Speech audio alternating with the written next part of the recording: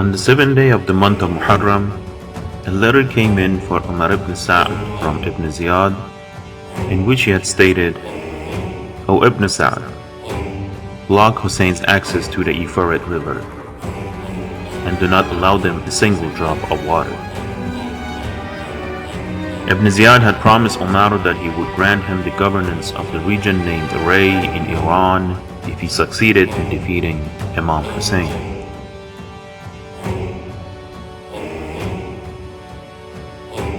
Umar ibn Sa'd, following the new order, sent 500 horsemen to protect the river and block Imam and his companions' access to the water. The sun was shining on the dry land of Karbala, and it was very hot in that desert. There was not much water left at the Imam's camp, and children were crying with thirst, asking for water.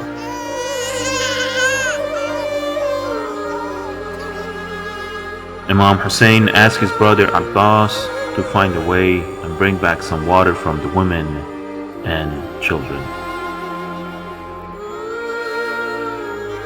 The Honorable Abbas immediately mounted his horse and headed towards the river along with other companions.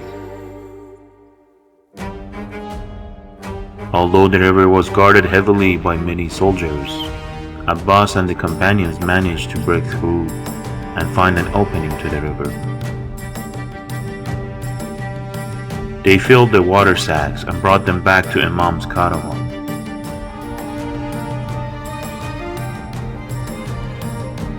The next day, Imam Hussein sent a messenger to the camp of Umar ibn Sa'd, requesting a meeting between the two commanders, in which he wanted to inform and awaken their hearts to avoid having a war and bloodshed on their hands.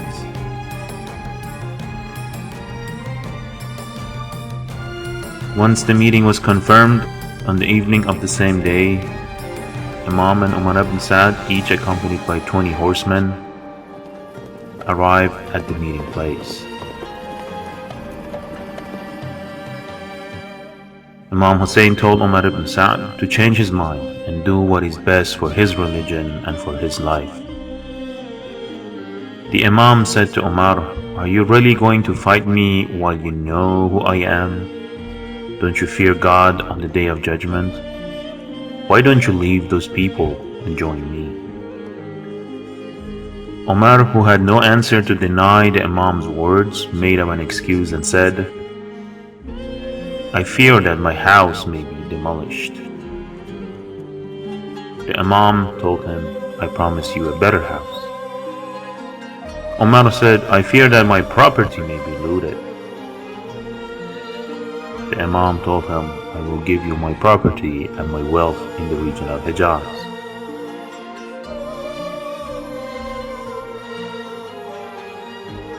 Umar could not stop thinking about the award that he was going to receive for murdering the Imam.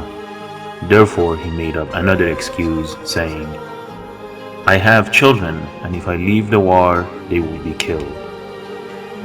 The Imam knew that these were merely excuses to justify the war, so in response, he predicted what was going to happen in the future and said to Umar, "God will make someone behead you in your bed, and he will not forgive you on the day of judgment.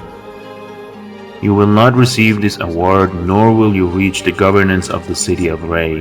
You will not even have a handful of wheat from that city." Umar said sarcastically, "Barley should be enough for me." And so he laughed mockingly at the Imam's words. However, the Imam's prediction soon came true. It has been narrated that after the event of Ashura, Yazid did not give Umar the prize that he had promised. And during Mukhtar's uprising, when Umar ibn Sa'd was hiding in his house, he was killed in the same way that was predicted.